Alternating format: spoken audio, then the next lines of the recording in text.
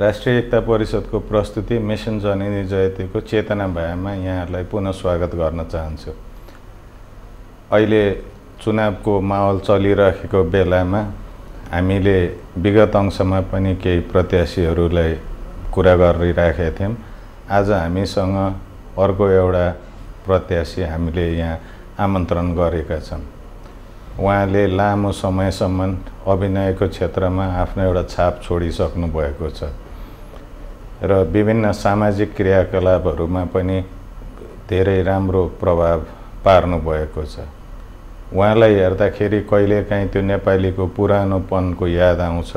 भक्ति थापाले गएर युवाहरूको जोस जाँगर बढाउनको लागि र फौजमा एउटा ऊर्जा लिएर आउनको लागि आफू गएर राति तोप छापिदिएको कथालाई आज पुनः स्मरण गर्न पाइराखेका छौँ। ज्येष्ठ नागरिकका केन्द्रीय अध्यक्ष शुद्ध भइसक्नुभएका वरिष्ठ कलाकार आज मदन दास श्रेष्ठजी पुनः एकचोटि देशको लागि एउटा केही सकारात्मक कुरा गर्छु भनेर मैदानमा उत्रिन खोज्नु भएको छ। यसपालि अलिकति फरक मैदान परेको छ। हुन त अब त्यो होस् पनि किनभने यो देशमा नेताहरू अभिनेता जस्तो भएपछि अब अभिनेताले नेताको जिम्मेवारी लिन पर्छ भन्ने मान्यता नै लिएर होला मदन दासजी यसपालिको काठमाडौँको मेयरको दावेदारको रूपमा अगाडि मैदानमा उत्रिनु भएको छ। उहाँसँग म आजको कार्यक्रममा कुनै केही भलाकुसारी गर्न गइरहेको छु। स्वागत छ यहाँलाई। हस्, धन्यवाद, नमस्कार। अब आज हामीले धेरै पायौँ भनेर मान्छे नेताहरू खोप बोलिराखेका हुन्छन्। कता कता ज्येष्ठ नागरिक एउटा रिटायर भएर एउटा अन्य चिजमा रुमल्लिन पर्ने बेलामा आज आएर यो जिम्मेवारी लिनको लागि यहाँलाई कहाँबाट प्रेरणा आयो? सर्वप्रथम त म के भन्न चाहन्छु भने म ज्येष्ठ नागरिक हो त बुढो भएको छैन। मेरो उमेर 16 वर्ष जतिकै छ।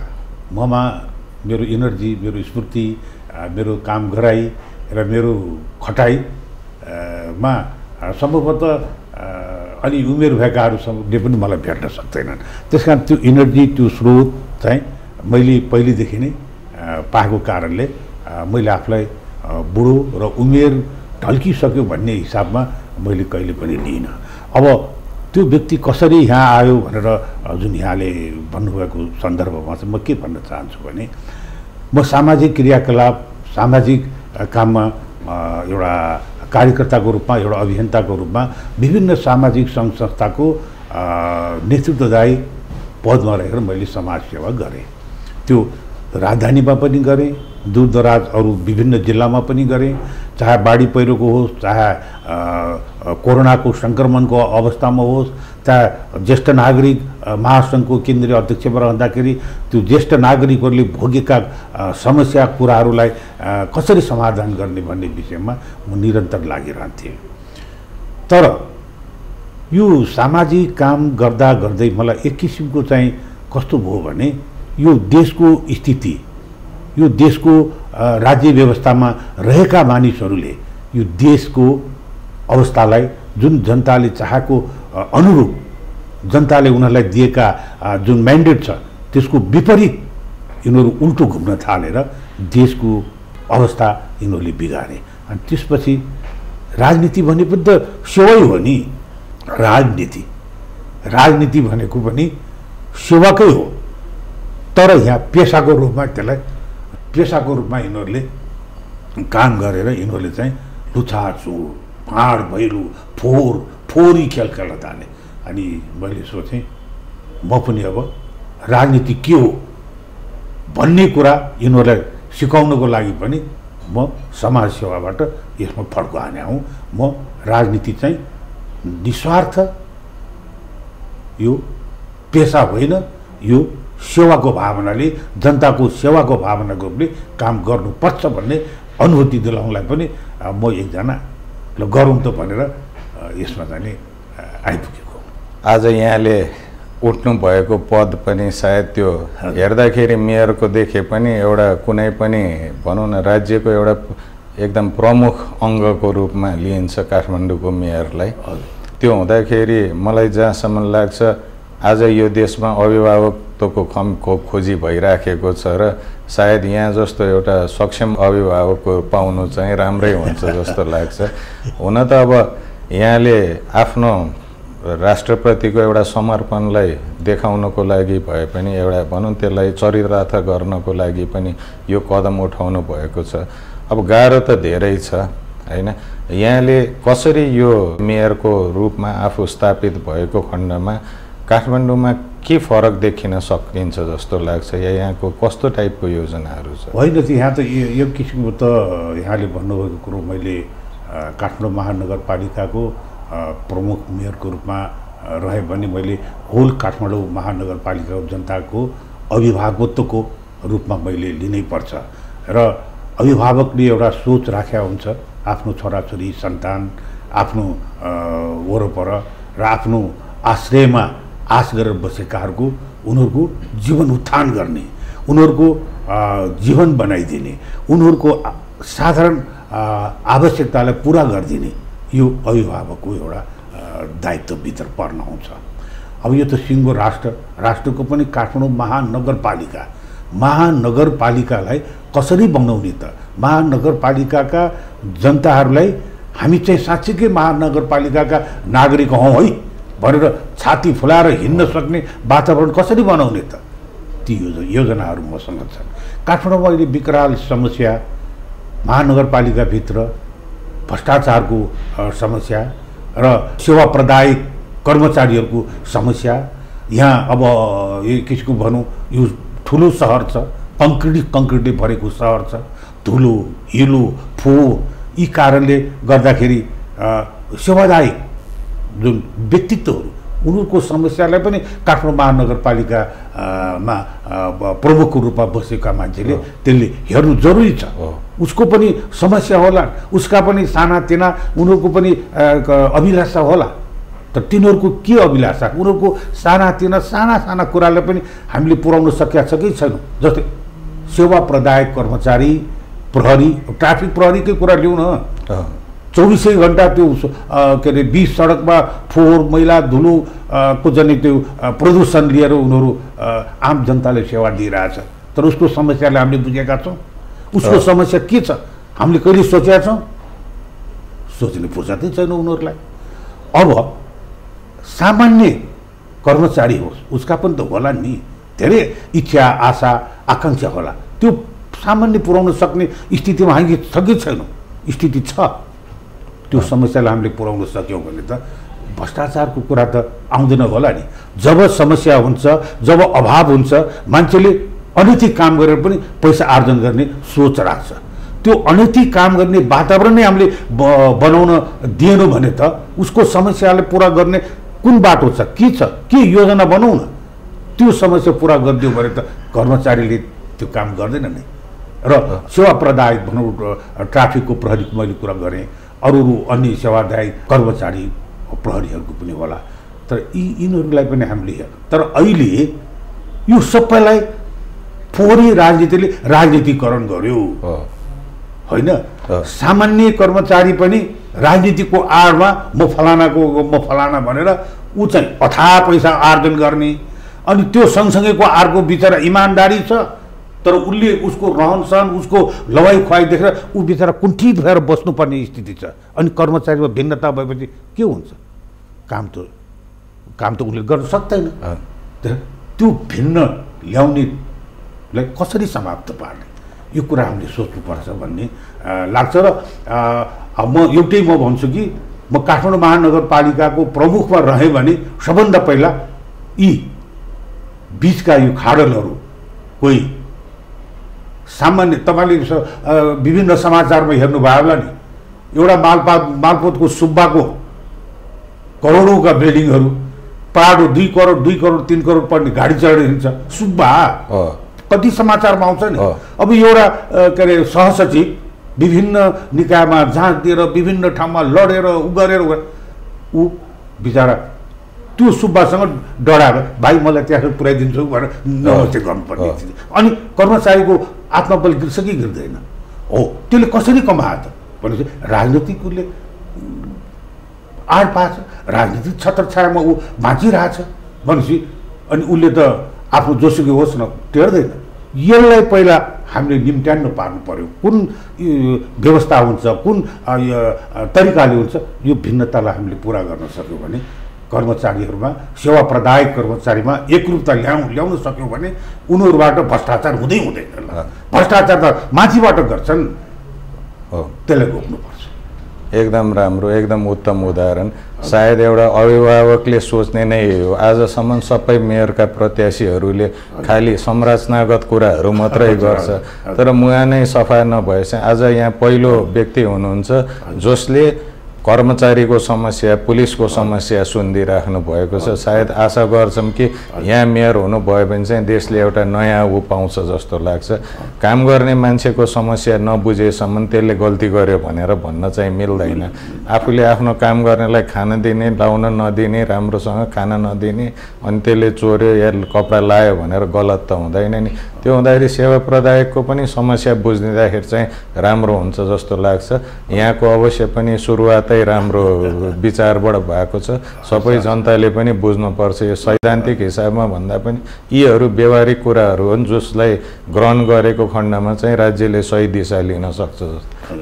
अब अर्को कुरा यहाँको त अब यहाँ एउटा सफल छोराको बुवा पनि हुनुहुन्छ, यहाँको परिवार पनि राम्रो छ। अभिभावकको सबैभन्दा ठुलो सन्तुष्टि भने नै उसको बालबच्चा सही ठाउँमा गयो भने मलाई जहाँसम्म लाग्छ यहाँले गर्व गर्नै पर्ने ठाउँ छ जस्तो छ। अरू उहाँहरूलाई त त्यस्तो गर्नुभयो। युवा सम्बन्धी के छ यहाँको विचार छ? हो, युवा सम्बन्धी चाहिँ मेरो एउटा कस्तो छ भने हाम्रो नेपालमा भनौँ न प्राय युवाहरू विदेशतिर जाने र विदेशमा भनौँ न गएर कमाउने अनि त्यसपछि मोज मस्ती गर्ने भन्ने सोचमा जान्छन्। तर विदेशमा गएर उनीहरूले कति तिनीहरूले दुःख झेल्नुपर्छ, कति समस्या झेल्नुपर्छ भन्ने कुरो त्यहाँ गएपछि उनीहरूले थाहा पाउँछ। त्यसकारण युवा जनशक्तिलाई विदेशमा नपठाउने त्यो जुक्ति अवलम्बन गर्नु पर्यो। म एउटा सानो उदाहरण दिन्छु, सानो उदाहरण। अब हेर्नुहोस् त, हाम्रो पहिला एकताका के थियो भने हाम्रो छोराछोरी विदेशमा गएर पढिदिउन्, विदेशमा गएर त्यति घरबार बनाउन् भन्छन्। कतिपय अभिभावक हे मेरो छोरो फलाना छ, अमेरिकामा छ, घर किनेको छ, गाडी मजासँग पुछाएर, बुहारी पनि उतै छ, तपाईँ अस्ट्रेलिया। म त उनीहरू त्यहाँ गएकोमा गौरव ठान्थे है। तर हामीले यो सोचेनौँ, राज्यले यो कुरा सोचेनौँ कि हाम्रा युवा जनशक्तिहरू बाहिर गएपछि उनीहरू त्यतैको नागरिकता लिएपछि, त्यतैको के अरे घर परिवार गरेर बसेपछि उसको बाउआमाको शेषपछिका सम्पत्ति त यहाँ छ नि। अनि उनीहरू आएर त्यो सम्पत्ति पनि बेचबिखन गरेर पैसा पनि उता लान्छन् भनेपछि हाम्रो जनशक्ति पनि गयो, हाम्रो पैतृक सम्पत्ति पनि उता गयो, विदेशमा गयो। यसलाई किन रोक्दैनौँ हामी? यो रोक्यौँ भने पनि हाम्रो धेरै धेरै के अरे रकमहरू स्रोतहरू हाम्रो सुक्दैन थियो। आज हेर्नुहोस् त, युवा जनशक्ति बाहिर गएछ, उनीहरूको रेमिट्यान्सको हिसाबमा हामी बाँचिरहनु परेको छ। तर उनीहरूको समस्यालाई हामीले के देखि के छ भने उसका बाबुआमाहरू कुन अवस्थामा यहाँ छन् त्यो हामीले सोचेका छौँ। हाम्रो सरकारले हेरिरहेछ, त्यो कुनै योजना छ? योजनै छैन। हो, त्यो योजना पनि ल्याउनु पर्यो। हाम्रा नगरवासीबाट कुन घरबाट कतिजना कुन कुन देशमा कुन कुन अवस्थामा छन् र उसका बाबुआमा, यो म त ज्येष्ठ नागरिकमा रहँदा पनि मैले कुरा सोचेको थिएँ, उसका बाबुआमाहरू यहाँ कुन अवस्थामा छन् र उसका सम्पत्तिहरू कस्तो हिसाबमा यहाँ छ, यसको लेखाजोखा त गर्नु राज्यको दायित्व हो नि। जाउन्, उच्च शिक्षा हासिल गर्न जाउन्, अब पढुन्, आएर देशमै सेवा गरून्। त्यो वातावरण हामीले बनाउन सकेका छौँ? सकेका छैनौँ। किनभने भनौँ न, अब के अरे कृषिसँग सम्बन्धित कृषिको विज्ञता हासिल गरेर काठमाडौँ आयो भने उसले यहाँ काम गर्ने अवसरै पाउँदैन। हामीले कामै दिन सक्दैनौँ। विचार दिन नसकेपछि ऊ त विदेशिनु पऱ्यो। फेरि सामान्य एउटा उदाहरण म यहाँहरूलाई म दिन्छु। म ज्येष्ठ नागरिक महासङ्घमा हुँदाखेरि ज्येष्ठ नागरिक सम्बन्धी काम गर्ने स्वास्थ्य कर्मी, डाक्टरहरू, जेनेटिक डाक्टर हो, खालि सिनियर सिटिजनहरू काम गर्ने। जेनेटिक डाक्टरहरू नेपालमा 8 जना रहेछ, 8 जना मात्रै। अनि त्यो 8 जनामा पनि 4 जना चाहिँ यहाँ काम गरिरहेछन्, 4 जनाले चाहिँ काम नपाएर विदेशिया छन् है। अनि त्यो 4 जना जेनेटिक डाक्टरलाई पनि बिचरा उनीहरू सरकारी दरबन्दीमा जागिर पाएका छैन है। उनीहरू कहिले कता कहिले कता कहिले कता गइरहेछ। अब सरकारले घोषणा गरेको छ प्रत्येक प्रदेशमा हामी जेनेटिक वार्ड सहित ज्येष्ठ नागरिक आरोग्य आश्रम बनाउँछौँ भएर यो प्रदेश सरकार स्थापना हुने बित्तिकै बजेट पनि आएको हो, बजेट पनि घोषणा भएको हो। तर कुनै पनि प्रदेशमा आज कति 10-15 वर्ष भयो, आज कुनै पनि प्रदेशमा त्यो ज्येष्ठ नागरिकले सुविधाजनक आश्रम बनाउने भनेको, आरोग्य भवन बनाउने अहिले कहीँ पनि भनिएको छैन। अब त्यो जेनेटिक डाक्टरलाई हामीले ल्याएर काम दिन सकेका छैनौँ। अब सरकारले भर्खर मात्रै घोषणा गर्छ गोठाटारमा 50 शैय्याको अत्याधुनिक 500 शैय्याको अत्याधुनिक जेनेटिक वार्ड निर्माण गर्दैछौँ भनेर जग्गा पनि अधिग्रहण गरेर पैसा पनि गरिसक्यो। तर मैले भन्न खोजेको के भने कुन विषयको काम गर्ने हो, त्यो विषयको कामको प्राविधिक त्यो तयारी छ कि छैन, हाम्रो देशमा उपलब्ध छ कि छैन, अनि त्यसपछि त्यसको योजना बनाउनुपर्छ। अब त्यो जेनेटिक 500 शैय्याको जेनेटिक हस्पिटल बनाएर त्यो सेवा गर्ने प्राविधिक पक्ष छैन भने त्यो त अलपत्र भयो नि। त्यस्ता कयौँ योजनाहरू अलपत्र भएका छन्। यो किन भयो? यो अव्यवस्थित राज्य प्रणालीको कारणले, अव्यवस्थित यो राज्य सरकारमा बस्नेले आफ्नो एकतर्फी आफ्नो परिवारवाद र आफ्नो मात्रै सोचाइ हेरेर हामी बिग्रेका छौँ। त्यसकारण ज्येष्ठ नागरिक मात्रै होइन, अरू सामान्य नागरिक पनि समस्या। नेपालमा भनौँ न, सामान्य जीविकोपार्जन गर्ने मान्छे बाँच्ने समस्या छैन। उनीहरूको जीवन दयनीय अवस्था छ। त्यो नगरभित्र बसेको जनताकोलाई ध्यान दिनुपर्ने, त्यसको सामान्य पनि कुरा पुर्याइदिने त महानगरपालिका हो नि। उसको संरक्षक भनेको, उसको सबै हेर्ने भने त महानगरपालिकाले फुर्सदै छैन त्यो तल लेभलमा हेर्ने। यो विडम्बना छ।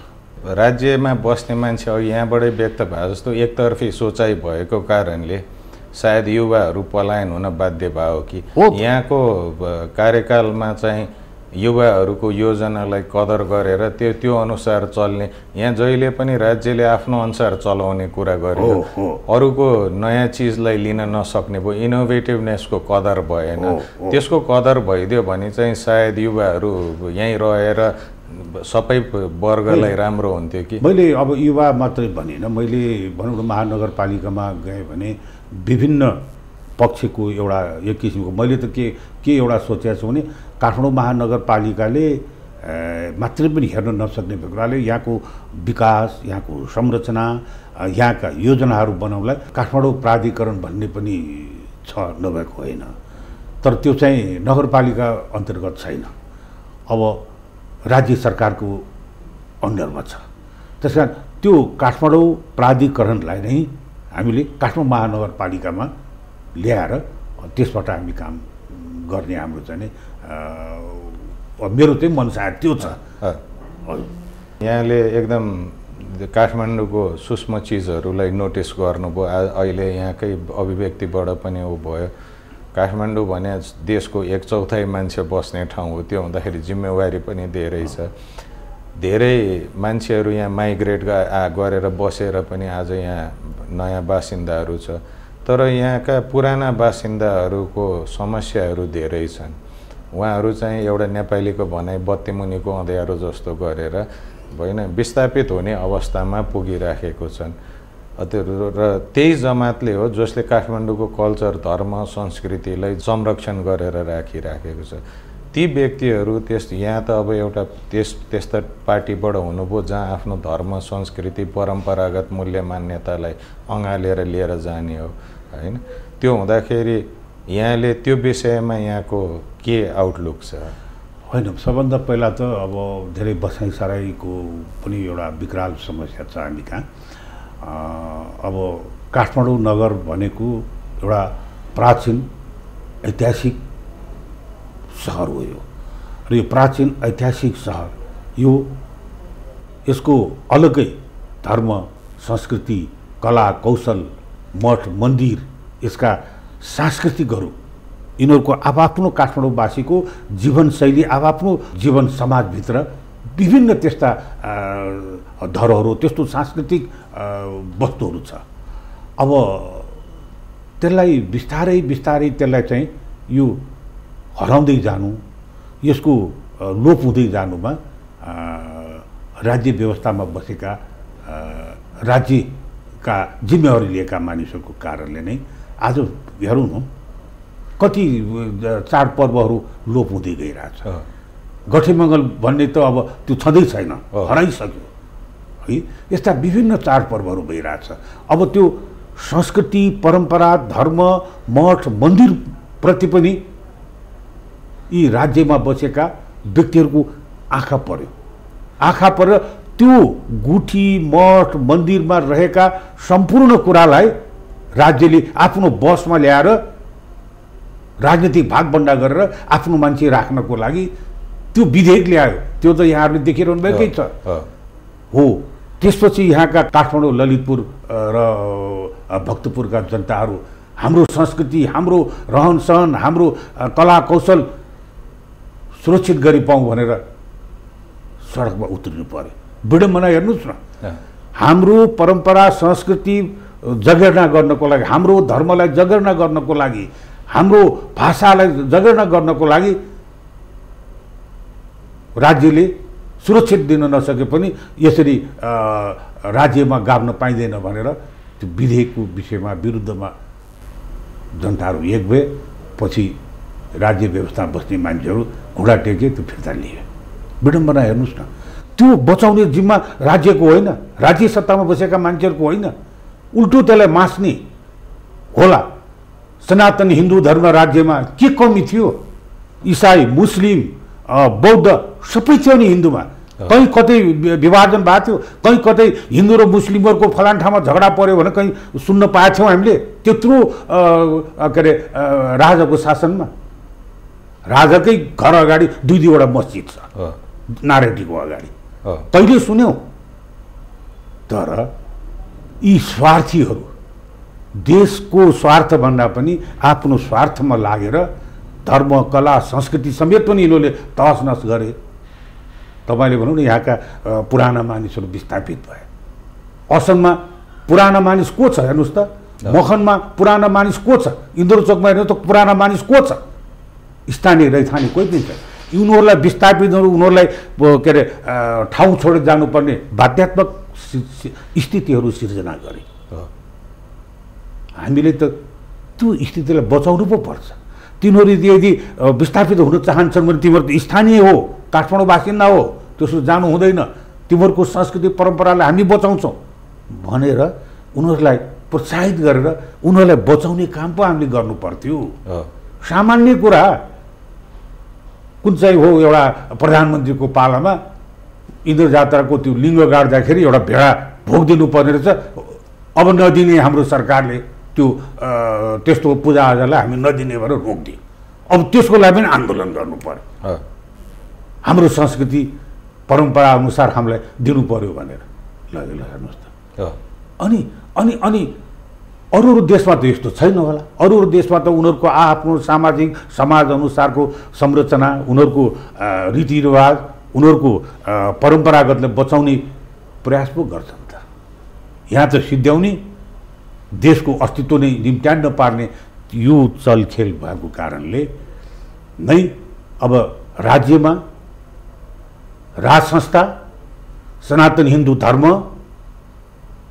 र राष्ट्र, राष्ट्रियता, राष्ट्रिय अखण्डताको लागि आम नेपाली एकजुट हुनुपर्छ भन्ने नेपालीको त्यो जनभावना अनुरूप राष्ट्रिय प्रजातन्त्र पार्टी उठेको। अब यो राष्ट्रिय प्रजातन्त्र पार्टीको नयाँ नेतृत्व आएपछि, माननीय राजेन्द्र लिङ्गदेलको नेतृत्वमा आएपछि त्यो राष्ट्र, राष्ट्रियता, सनातन हिन्दू धर्म राज संस्थाको र भ्रष्टाचार गरेर खानु भनेको आमाको रगत खानु बराबर हो भन्ने त्यो मूल एजेन्डालाई आम नेपालीहरूले अब यो विकल्प भनेको राष्ट्रिय प्रजातन्त्र पार्टी, यसले अब हाम्रो मनोआकांक्षी हाम्रो अब देशलाई बचाउने भनेको यही हो। सारा राष्ट्रभक्त देशभक्त आम जनताहरूको यो पार्टी राष्ट्रिय जनता प्रजातन्त्र पार्टी अब यसले गर्छ हजुर।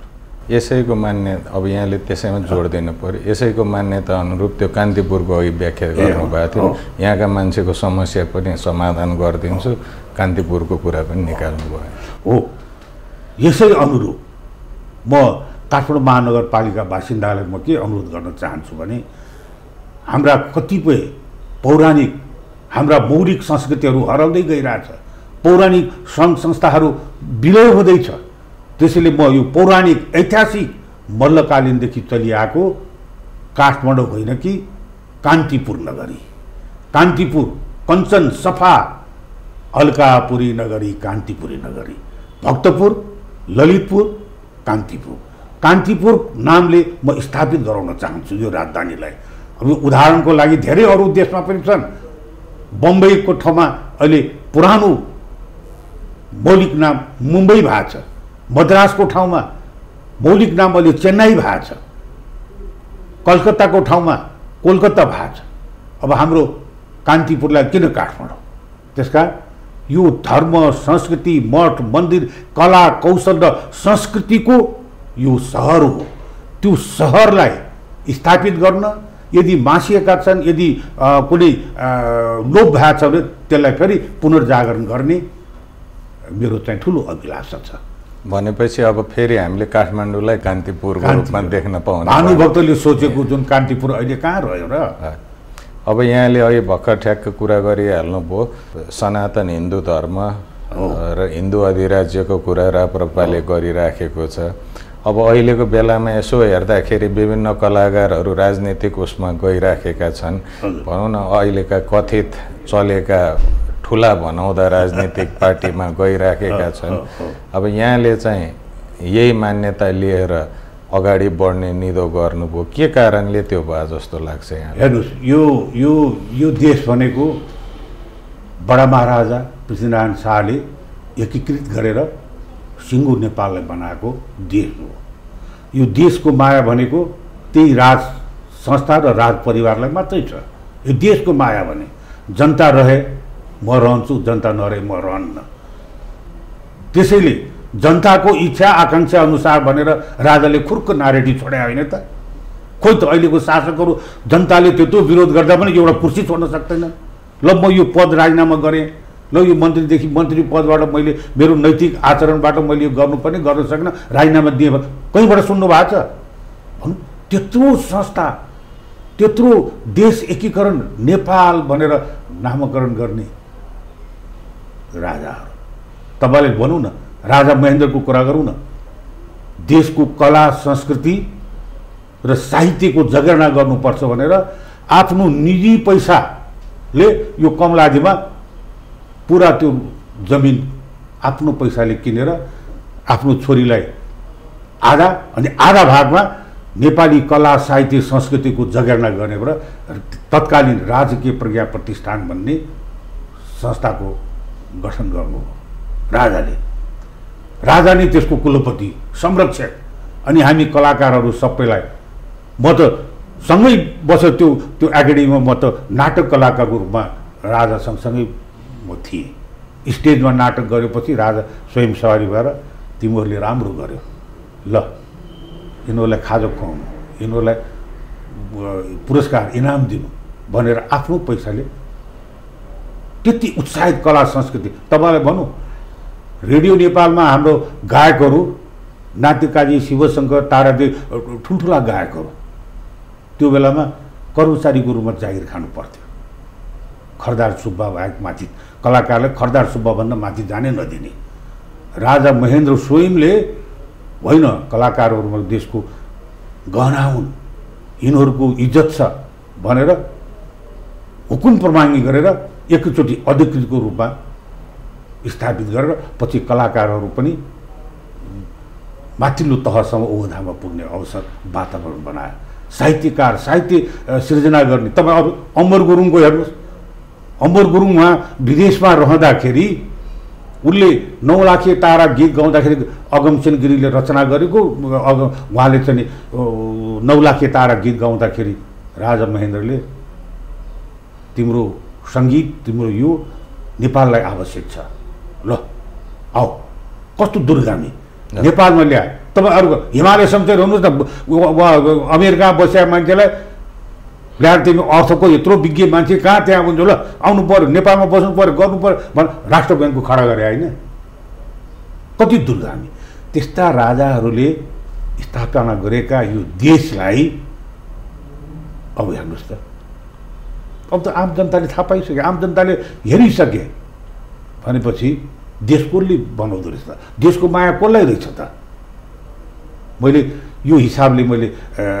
राजा र उसको मैले बखान गरे होइन वास्तविक कुरा गरे वास्तविक कुरा इतिहासलाई त कसैले मेटाएर मेटाउन सक्दैन नि म स्वयं त्यो कला कौशलको उसमा म पनि त्यहाँ रहेको हुनाले यो कुराहरू मलाई थाहा भयो अब यहाँले भन्नुभयो जस्तै उही नेपाली उखान जस्तो खोला तर्यो लौरो बिर्स्यो भनेर भने जस्तो जुन संस्थाले यो देशमा गायकहरूको लागि यत्रो सम्मानित स्थान क्रिएट गरिदियो आज त्यही मान्छेले चाहिँ बिर्सिरहेछ कमसेकम यहाँमा चाहिँ त्यो द्वैत चरित्र रहन्छ त्यो चिजलाई प्रस्तुत गर्नु भएको छ म एउटा स्पष्ट गर्न चाहन्छु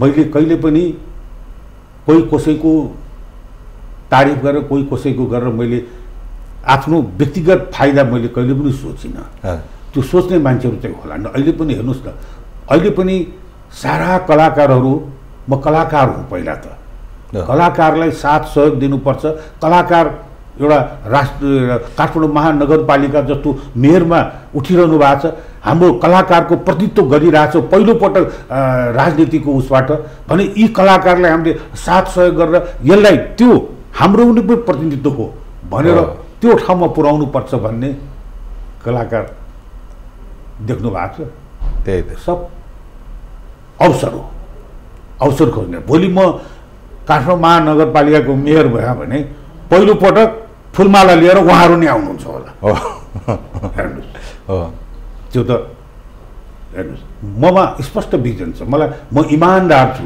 मलाई मान्छेले भन्छन् म अब यो चुनाव गर्दाखेरि पैसा अथाह पैसा लाग्छ करोडौँ पैसा लाग्छ तपाईँ एउटा सामान्य कलाकार मान्छे कहाँबाट तपाईँ पैसा ल्याउनुहुन्छ कसरी चुनाव जित्नुहुन्छ भन्ने प्रश्न पनि गरेँ मैले भने हाम्रो राष्ट्रिय प्रजातन्त्र पार्टीले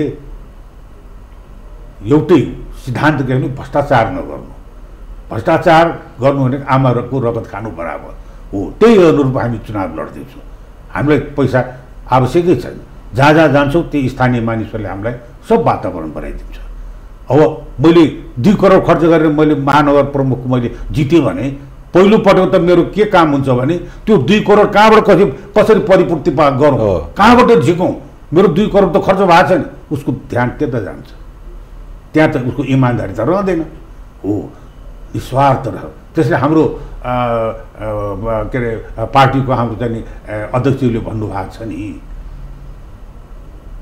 यदि यो पार्टीमा लोभ लालच पार्टीबाट बसेर पैसा आम्दानी गर्ने त्यस्ता लोभ लालच लिएर कोही आउनुहुन्छ र कोही यहाँभित्र छन् भने गए हुन्छ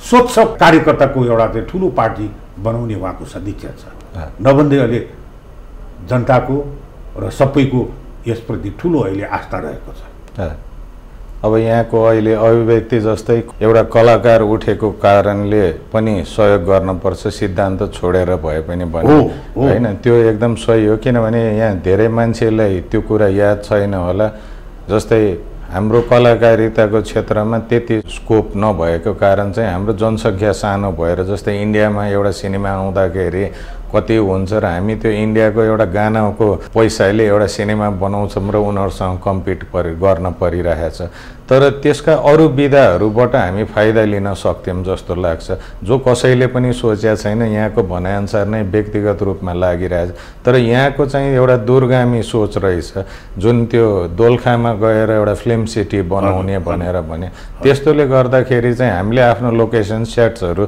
बेच्न सकेर पनि यो ठाउँमा राम्रो हुन्छ भन्ने जस्तो लाग्यो हैन अब यस्ता चिजहरूमा यो उसमा राज्यको कस्तो सहयोग पाउनु भएको छ र यहाँले आफ्नो कार्यकालमा यस्ता यो अतिरिक्त, किनभने हाम्रो देशमा अन्तर्राष्ट्रिय स्तरको शिक्षित भए पनि हामी अन्तर्राष्ट्रिय स्तरको मापदण्डमा नजाने शिक्षा, हामीले अतिरिक्त क्रियाकलापमै बढ्ता जोड दिनुपर्छ जस्तो लाग्छ।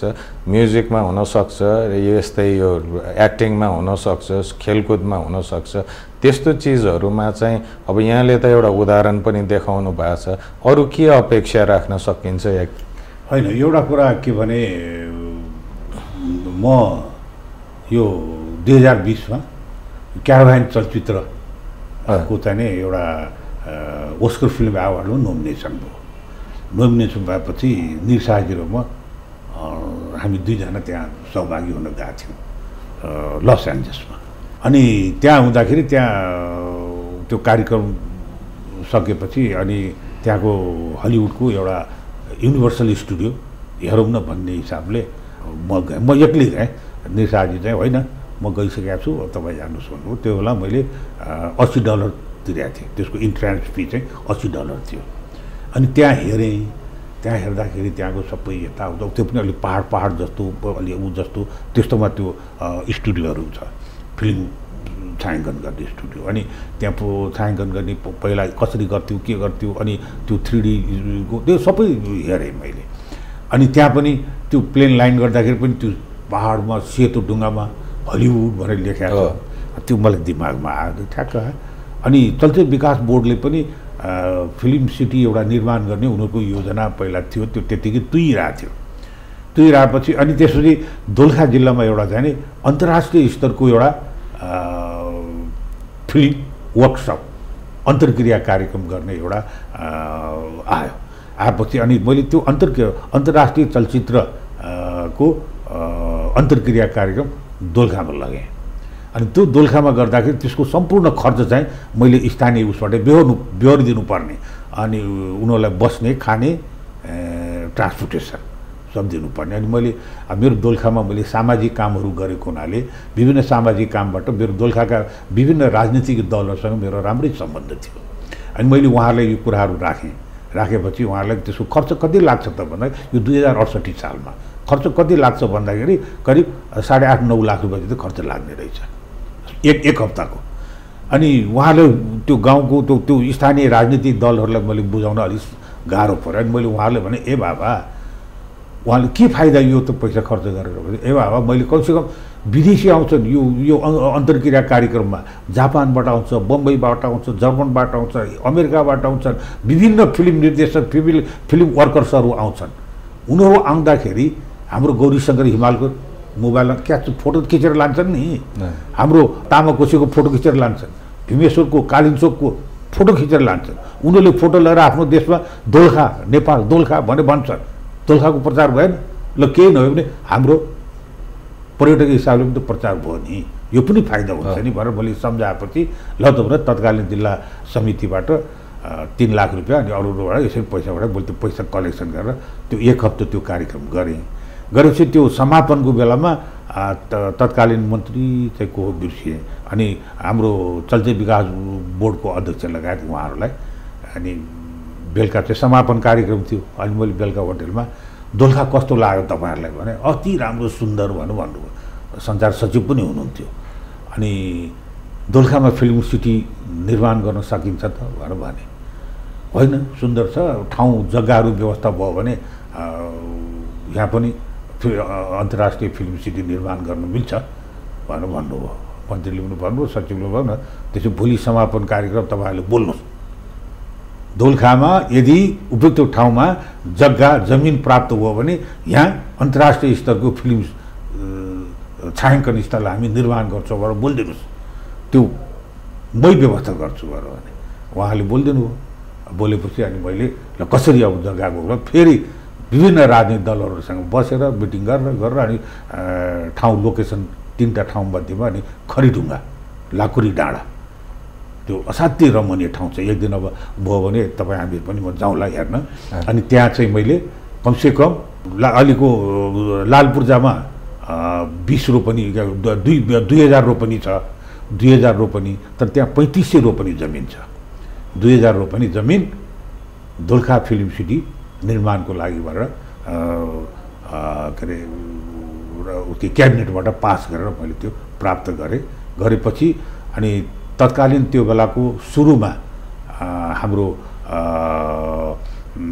प्रधान न्यायाधीशको उहाँको अध्यक्षतामा मन्त्रीमण्डल भएको थियो अनि त्यो बेलामा अनि हाम्रो अर्थमन्त्री हुनुहुन्थ्यो शङ्कर कोइराला अनि उहाँसँग उहाँ पनि कला साहित्यकार हुनुहुन्छ है अनि उहाँलाई मैले अनुरोध गरेँ उहाँले त्यो ठाउँ पनि लिएर देखाएपछि उहाँले सुरुकै दिनमा त्यसको प्रारम्भिक कामको लागि 2 करोड रुपियाँ उहाँले राखिदिनु भयो अनि त्यसबाट फिजिबिलिटी यो सम्भाव्य अध्ययन गरियो अनि त्यसपछि दोस्रो चरणमा फेरि त्यसको वातावरणीय त्यो एआइए गर्नुपर्ने रहेछ त्यो एआइए गरियो त्यो करिब 1 करोड चान्चुन त्यो खर्च भयो अनि त्यसपछि बिस्तारै म आफै लागि परेर चलचित्र बोर्डको त्यो निर्माण एउटा समितिमा मलाई उहाँहरूले अध्यक्ष बनाइदिनु भयो अनि त्यसपछि बिस्तारै सडक अहिले त्यहाँ कमसेकम 6 किलोमिटर मूल सडकबाट 6 किलोमिटरसम्म कालोपत्री भइसक्यो बिजुली पोल गाडिसक्यो सबै अब अहिले निर्माण गर्ने बेलामा तत्कालीन त्यो बेलामा हाम्रो केपी ओली प्रधानमन्त्री हुनुहुन्थ्यो उहाँले के सडक चढ्यो अनि उहाँले चाहिँ कहाँ त्यो डाङडुङ्गेमा हुन्छ फिल्म सिटी हुँदैन 2 घन्टा पनि घाम लाग्दैन हिरोइन त्यहाँ चाहिँ रिसाएर ठाउँमा हाम फाल्नु पर्ने भने झोलुङ्गे पुल पनि छैन खोला पनि छैन त्यस्तो ठाउँमा पनि हुन्छ त्यहाँ हुँदैन भनेर ब्रेक गरिदिनु हो करिब 2 वर्ष म धेरै फेरि त्यसमा गरेँ करिब 9-10 वर्ष भयो होला अनि अहिले चाहिँ बागमती प्रदेश सरकारले 6.5 करोड रुपियाँ फेरि बजेट विनियोजन गरेर अहिले त्यसको मूल गेट इन्ट्रान्स गेट एउटा अनि इन्फर्मेसन सेन्टर भवन एउटा अनि त्यसपछि अनि प्रशासनिक भवन एउटा अनि रेस्टुरेन्ट गेस्ट हाउस र ठुलो एउटा कन्फरेन्स हल यो अहिले 4वटा भवन त्यहाँ बन्दैछ अहिले भनेपछि आफू चाहिँ 50 वर्ष जति अगाडि 5 दशकभन्दा बढ्ता अगाडि एउटा कलाकारिताको ढुङ्गे युगमा छिर्नु भएको थियो आफ्नो जीवनको उत्तरार्धमा चाहिँ यहाँले अब कला क्षेत्रलाई चाहिँ एउटा अन्तर्राष्ट्रिय स्तरमा पुर्याइदिने पहल गर्नुभयो मलाई जहाँसम्म लाग्छ सबै कला क्षेत्रमा लागेका कलाकर्मीहरूले चाहिँ यसको कदर गर्न पनि पर्छ जस्तो लाग्छ हो यहाँले भन्नुभयो तर मलाई दुःखका साथ भन्नुपर्छ कलाकर्मी साथीहरूले चाहिँ धेरै जसो अब मदन दासको नाम इतिहासमा लेखिने भयो अब मदन दासको यसले अमरत्व प्राप्त गर्ने भयो भनेर तान गरेर उहाँहरूले कहिले पनि समर्थन जनाउनु भएन खुट्टा तान्ने मान्छे धेरै हुन्छ पछि एन्ड रिजल्ट तयार भइसकेपछि त्यसमा आज जति मान्छे यहाँ सो कल्ड आजको सिस्टममा मोज गरिरहेछन् दुःख गर्ने मान्छेहरू चाहिँ अरू नै थिए त्यो भजाएर खाइरहनेहरूले आज रमाइलो गरिरहेछन् कुनै दिन याद गरिरहला नि अब यहाँको त एउटा रमाइलो पनि छ अहिलेको बेलामा laughter is the best medicine भनेर भन्छ अब यहाँ चिन्नु भएको नै आफ्नो हाँसो र सधैँ एउटा हाँसोको हिसाबले गर्नुहुन्छ हैन यहाँले मेयरको उसमा चुनिनु भयो भने चाहिँ काठमाडौँवासीले हाँस्न पाउलान् कि नपाउलान् त हाँस्न पाउलान् तर पोजिटिभ यो दैत्य हाँसो चाहिँ होइन है दैत्य हाँसो होइन उनीहरूको हाँसोमा मुस्कान विष्णु भगवान हाँस्नुहुन्छ नि जहिले पनि मुसुक्क हाँस्नुहुन्छ जति पनि समस्या पर्यो पनि उहाँको आकृतिमा देखिँदैनन् देवादिदेव महादेव जनतालाई समस्या पर्यो भनेर त्यत्रो कालकोट विष पनि निलिदियो जनताको लागि मैले हिजो मात्रै एउटा धार्मिक एउटा कार्यक्रममा मैले बोलेको थिएँ मैले के बोलेको थिएँ भने महादेव अब जाग्नु पर्यो जसरी तेत्रा युगमा दानवहरूले तहस नहस गरेर देवगणहरूलाई बाँच्न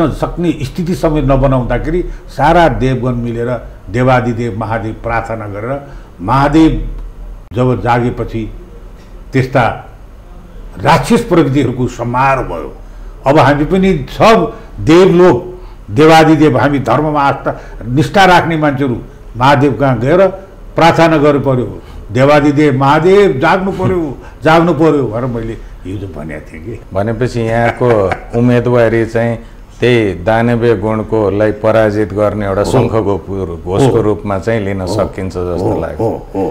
अब यो कलाकारिताकै कुरा गर्दाखेरि यहाँबाट पनि अघि व्यक्त भइसक्यो कि कलाकारहरू विभिन्न व्यक्तिगत कुराहरूमा र विभाजित भएका छन् र विभिन्न स्वार्थमा भएको छन्। अब कलाकारिता या कलाको क्षेत्रमा पोजिटिभ रे अफ होप देख्नको लागि यहाँले के सोच्नु भएको छ? होइन, एउटा विडम्बना कस्तो भने अब दुःखका साथ भन्नुपर्छ, कला साहित्य भनेको त्यो सृजनशील व्यक्तिहरू उनीहरू भनेको एउटा चरा हो, खुल्ला आकाशमा उड्न सक्छन्। उनीहरूलाई आकाशमा सीमा बाँधिएका हुँदैनन्, जहाँ पनि उड्न सक्छन्। तपाईँहरूले कति हेर्नु होला बाहिर अरू देशमा कुनै विज्ञता कला साहित्य कुनै विज्ञता प्राप्त गरेका छ भने रातो कार्पेट बिछाएर आफ्नो देशको नागरिकता दिन्छ अरू देशमा। तर हाम्रै मात्रै एउटा देश हो कि कलाकारमा विभाजन गर्ने, कलाकारमा सीमाङ्कन गर्नुहुन्छ। कलाकारलाई त यो वर्गको, त यो वर्गको, त यो वर्गको, विभिन्न राजनीतिक वर्गमा बाँडिया छ कलाकार, साहित्यकार, कलाकार। अब हुँदा त यहाँ त डाक्टर वकिलहरू पनि सबै झन्डा लिएर जुलुस नारा गर्छन्। कुनै देशमा देखिँदैन होला। यहाँ कलाकारलाई मैले भन्छु, कलाकार सृजनशील व्यक्ति भनेको खुल्ला आकाशमा उड्न दिनुपर्छ। यिनीहरूलाई सीमाभित्र बाँधेर बसमा ल्याउनु हुँदैन। त्यो ल्यायो भने उसको जुन त्यो प्रतिभा उसले गर्न सक्ने त्यो कुरा खालि आफ्नो मालिकले सुगालाई थुनेर राखेर मालिकले जे रटाउँछ त्यो बाहेक उसले केही पनि बोल्दैन। उसले त समष्टि देशको प्रतिनिधित्व गर्छ नि, समष्टि देशको बारेमा उसले बोल्छ नि। कला साहित्य संस्कृतिलाई अब यहाँ त्यो विभाजन चाहिँ नगर्नुपर्ने हो। त्यो विभाजन भइरहेछ। र अर्को कुरो यहाँ एउटा मौलाको के छ भने अलि कलाकारहरू पनि कस्तो भने फलाना पार्टीसँग आबद्ध भयो भने फलाना चलचित्र विकास बोर्डको अध्यक्ष मलाई बनाइहाल्छ। अलि सङ्गीत नाट्य एकाडेमी छ, त्यहाँ कुलपति पो बनाइदिएला कि। अब साहित्य एकाडेमी छ, त्यहाँ मलाई भोलि कुलपति दिएला कि। अब ललित कला छ, हेर्नुहोस् त। अब ती कलाकारहरू त एक एकवटा त्यो राजनीतिक आस्था राखेर झन्डा बोकेर हिँड्यो भने त्यो ठाउँमा पुग्ने भयो, नत्र नपुग्ने भयो। हो, त्यो ठाउँ भनेको त सही मान्छे, योग्य मान्छे, त्यो मान्छेले राख्ने ठाउँ हो नि। अरू देशमा हेर्नुहोस् न, त्यस्तो आग्रह पूर्वाग्रही राख्दैनन् सृजनशील मान्छेहरूलाई। हाम्रै देशमा त्यस्तो परिचल एउटा परम्परा छ। त्यो परम्परा पनि तोड्नुपर्छ। अर्को एउटा कुरा के हो भने जस्तै म काठमाडौँ महानगरपालिकाको प्रमुख रहेँ भने त्यो प्रमुखको पद त आम नेपालीको हो नि, कुनै राजनीतिक वर्गको मात्रै होइन नि। मैले त त्यहाँ आग्रह पूर्वाग्रह राख्ने हेर्नै हुँदैन नि। सबैलाई समान रूपमा मैले सेवा दिनु पर्यो र सबै मानिसहरूको जनआकाङ्क्षा सबैको विचार अनुसार तिनीहरूको कुरा सुनेर मैले योजना बनाउनु पर्यो। अब त यो पक्षको तेरो कुरा सुन्दैन, त त्यसले भनेर हुँदैन भने। अब हेर्नुहोस् न, सानो सानो टोलमा गल्लीमा नगरपालिका वडाले छाप्नु परेको इँटा बाटो बनाउनु पर्यो, त्यो गल्लीमा त अलि हाम्रो पक्षका छैनन्, त्यता छोड्दै एकपटक यता गर भनिदिन्छ। त्यो कहीँ हुन्छ? त्यो त समान रूपमा हेर्नु पर्यो है। अनि म चाहिँ त्यो दृष्टिकोणले म हेर्छु र हाम्रो राष्ट्रिय प्रजातन्त्र पार्टी पनि ठाउँमा पुगेपछि समान रूपले हेर्ने एउटा अठोट छ। म एउटै कुरो भन्छु कि आम जनताहरू, नेपालमा रहेको राष्ट्रभक्त जनताहरू, देशप्रेमी जनताहरूलाई यो पटक राष्ट्रिय प्रजातन्त्र पार्टीलाई एकचोटि राज्य सत्तामा राख्ने पठाउने तपाईँहरूले यो अठोट गरेर पुर्याइदिनु भयो भने 2 महिना 3 महिनामा त्यसको विकासको अनुभूति हामी जनतालाई दिन सक्छौँ। एकदम राम्रो। यहाँको हाम्रो पनि शुभकामना छ यहाँलाई हैन। यो सफल होस्, यहाँको जुन यहाँले आँट्नु भएको छ त्यसले सफलता मिलोस् र सबै नेपालीले पनि जस्तै यहाँले भन्नुभयो जस्तो राजनीति त एउटा माध्यम मात्रै हो, तर ठाउँमा पुगेपछि त्यो राष्ट्र सेवामा म बारम्बार भन्ने गर्छु कि राजनीति भने नीतिको राजा होइन, सही रूपले नीति अनुसार राज्य सञ्चालन गर्ने प्रक्रिया हो। आशा गर्छु यहाँको पनि त्यही सोच लिएर अगाडि बढ्नु होला होइन। यहाँको जुन उम्मेदवारीको लागि धेरै धेरै शुभकामना र म आग्रह पनि गर्छु कि यहाँको विचारलाई सुनेर यहाँले जुन सूक्ष्म रूपले जुन अध्ययन गरेर विभिन्न वर्ग, यहाँ खालि सतै हिसाबमा मात्रै कुरा गर्यो, तर यहाँको जुन गहिराइमा आएर यहाँले कुरा गर्यो त्यो सायद अनुभवको पनि असर होला।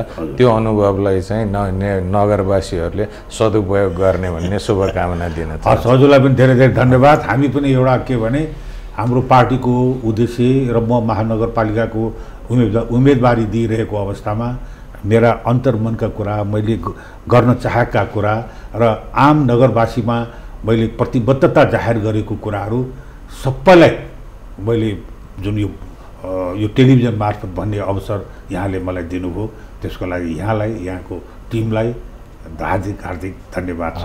हस्, जय होस्, जय राष्ट्रवाद। आजका मेरा अतिथिकै शब्द सापट्टि लिएर भन्दाखेरि कुरा भने बुढोको सुन्नु, आगो भने मुढोको ताप्नु भनेर भने जस्तै अन्य उम्मेदवारहरूले जुन एउटा सतहमा बसेर बाहिरी एउटा लोकप्रियता, अङ्ग्रेजीमा पपुलस भन्छ, त्यो पपुलस एजेन्डाहरूको जुन प्रचार गर्नुभएको छ, आज उहाँले चाहिँ त्यो देश नगरको यथार्थको समस्यालाई बुझ्न खोज्नु भएको छ, कोटाउनु भन्नु खोज्नु भएको छ, न्याय दिन खोज्नु भएको छ। आजको अवस्थामा यस्तै अनुभव र यस्तो विचारहरूलाई हामीले बुझ्न जरुरी छ जस्तो लाग्छ।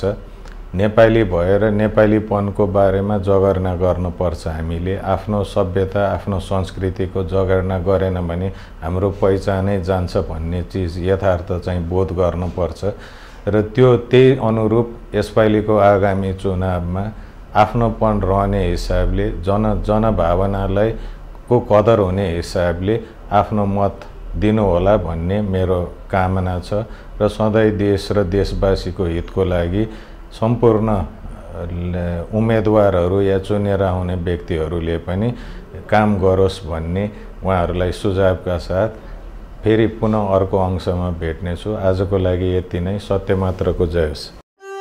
दैवको सर्वत्र उपस्थितिलाई साकार पार्न धरतीमा आमा भएको सुनेको थिएँ। आफूलाई मात्र केन्द्रबिन्दु बनाई म भन्नेहरूले आमा, मुवा, मा, माई जुनै बोली बोल्दा म कै वरिपरि आमाको अर्थ पाएँ।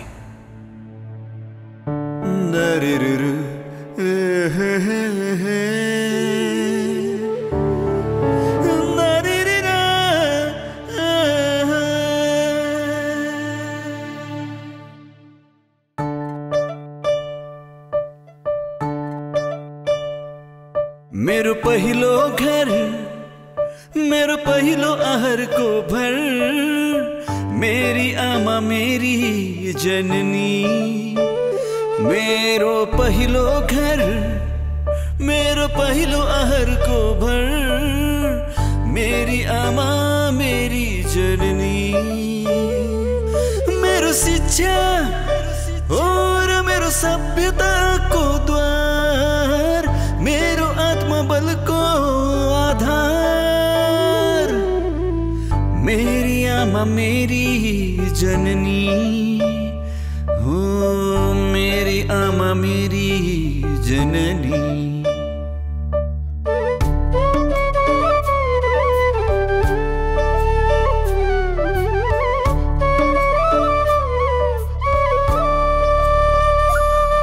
मेरो सफलतामा हो हर्षित हुने, मेरो दुःखमा भाव विहुल हुने।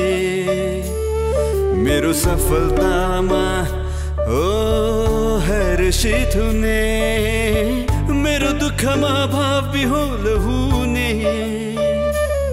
मेरो सबलता हो तिम्रा सबै सुख माथि, तिमी नै मेरो अन्तिम सहारा,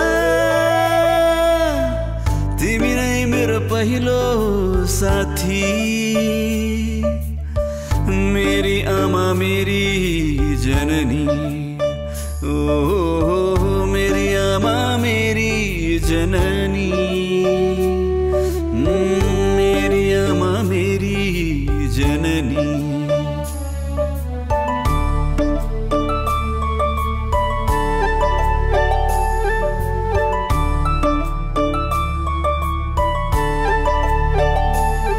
तन तन मा तिमी, छेड छेड मा तिमी, हर पल मा तिमी, कण कण मा तिमी। तन तन मा तिमी, ओ छेड छेड मा तिमी, हर पल मा तिमी, कण कण मा तिमी। जता हेर्यो ओ तिमी नै तिमी, तिमी बाटै मै हुँ म हुनु नै तिमी। मेरी आमा मेरी जननी, मेरी आमा मेरी जननी। ओ मेरी आमा मेरी जननी, मेरी आमा मेरी जननी। कहीं तिमी मेरो पुर्खाको जननी, कहीं तिमी मेरो जननी, कहीं तिमी मेरो भविष्यको जननी। धरती नै जननी, जल जननी, मन मन्दिरमा जननी। कुन रूपमा खोजौं कुन आकार, तिमी नै आमा तिमी नै जननी। तिम्रै गरौं जय जयकार, जननी जयते, जननी जयते, जननी जयते।